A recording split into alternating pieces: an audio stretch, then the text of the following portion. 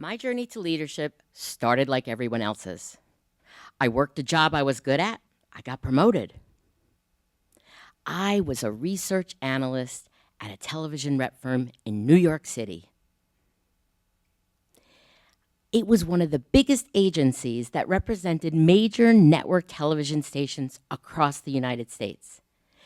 The headquarters were in Midtown Manhattan, in one of the most beautiful buildings called the Crystal Pavilion. I felt like a celebrity walking in there every day. Now, I was named Associate Director, my first leadership position at 26 years old. Wow, I was elated. I would be the leader to people younger than me, and I was blessed with the honor of caring for these humans. I was excited to start creating an experience for my team and lead the way I wanted to. I was on my way to the career I had always imagined. My boss was moving on to another company, and she encouraged me to apply to take her place. I was completely unaware of what led to her departure. Slowly, though, that became apparent. I started to discover that the leadership wasn't perfect. In fact, it was quite flawed. I'll never forget the day my boss called me into his office. I was about to head out on vacation, and instead of thanking me for a big project I had just completed, he asked me for the phone number of the resort where I'd be on vacation. Sure, I'll get right on that in between the margaritas. It was at that moment that I realized he wasn't even aware that his request was inappropriate because he was following what was modeled for him. I also realized that he was promoted just like I was. And that's part of why leadership is so flawed. People don't get promoted because they're great leaders. They get promoted because they're great at their job, or they start a company. Then they're plunged into leading a team without any training, knowledge, or practice of how to do that successfully. The bad modeling they've experienced or witnessed is what they follow, and the behavior gets repeated. I knew I wanted to lead differently. I continued suffering the consequences of being led in an anti-human, anti-growth, non-supportive way. I realized that how I was expected to act was not who I wanted to be as a leader.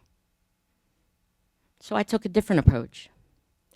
I was standing outside of that model, doing it differently, going against the grain. But that was not rewarded, and that was not championed. And this happens in so many places, not just in work environments. Think of what society says is normal as a box. Normal can be defined as what is same, predictable, and known. Therefore, anything outside of that box is defined as not normal.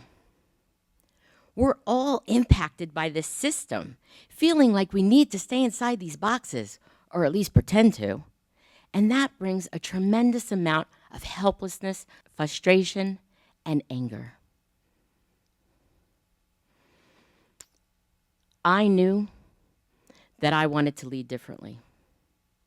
We expend so much energy that could be channeled into actually doing great work. 52% of people that leave a company say it's because they felt like they didn't fit in. That's more than half of the workforce walking out the door. If you have to fit in, there can be no belonging. I came to understand that companies have the wrong focus. They tend to focus on the cost of doing business, looking at metrics, finding the ROI, and doing things that look good on paper, expecting blind loyalty from their people, and then we got to cut this headcount because we didn't make our numbers. The challenge is that it's so easy to get sucked in by the bad leadership and corporate think models that already exist. Because that's what's being done. That's what's being perpetuated. And it's not just in work environments. It's in our society, it's in our culture, in our politics. It's in everything. In my experience working with companies, a business problem illustrates a much bigger issue that usually has to do with something deeper. I remember watching my colleagues struggle to be effective as leaders, acting in ways that alienated their team members just because that's what they saw and what was normalized in the corporate environment we worked in. Humans follow what they see, what's modeled. It's not their fault. If you try to go outside of that model, you're reprimanded, judged, labeled a troublemaker or disruptor. You don't get the rewards, you don't grow with the company. That's why people leave. Even a leader can experience this, feeling like you're trapped to play the game, because if you don't, it often means you can't stay there. That's how I felt. I became extremely disenchanted because of a model that expected me to act a certain way. And it was so conflicting for me because there I was, doing it differently, having success with my team. They were happy, motivated, and engaged, while other teams were in a downward spiral with resignations, firings, and bad morale. Did they really want me to follow a model that resulted in that? Going against the grain puts you outside of the box, which means we have to be courageous enough to stand outside of it and go against it.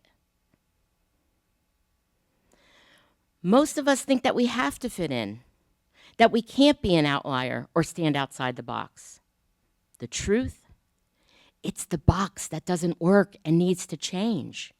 We're allowing this flawed structure to keep us stuck. When somebody's not thriving, why aren't we looking at changing the environment? For example, if a fish isn't thriving in the fishbowl it's in, maybe the water doesn't support its natural habitat. But if we change the water and give the fish what it needs, we see it improve and thrive. It's no different with human beings, but we're stuck on trying to blame or change the person. I said, I want to change this. I proved with my own team that by creating a safe and supportive environment based on a shared team identity, resulted in a way that worked better. And now I wanted to change that for everyone. So I left. I carried that into my business and continue to empower other leaders to lead in this way. I realize that the norm is still so big and powerful that it's easy to get sucked back in. But we can't be our best selves without safety and support. We can't be creative and innovative in a box. You might hear now about creating safe spaces, but companies are trying to attain this with programs they put in place. It's just not enough. It has to be a true commitment to supporting everyone, no matter who they are, how they are, or what they are. The only way we change this is by breaking down the system that requires people to fit in. I believe we all have the responsibility to create places of belonging for everyone in all spaces. This simple principle, where people feel seen, heard, and valued, those are the basic levels of human needs. When we celebrate everyone for who they are, we focus on their uniqueness as superpowers. We celebrate the diverse contributions and ideas. We create open space for communication so people can share what they think without being judged. When we acknowledge everyone and set the expectation for that, so we all feel an important part of our teams, our communities, and society. All of us have the ability to be leaders and impact this kind of change. But in some ways, it's like we're waiting for the ones who are supposed to be leading us, who have the title, position, and power to act like this and bring us where we want to go. We have to be okay with being an outlier, not only because it is the right thing to do, but because it works better for all of us. I realized through my journey that part of breaking out of the box is by choosing to be a rebel leader and step away from traditional models that no longer work. Start by looking at the environment you're in, that you can impact, create truly safe spaces, and be the leader, even without the title, power, or position. When enough of us start having the courage to operate in this way and take care of the humans in all areas of our lives, that's when real change can take effect. Thank you.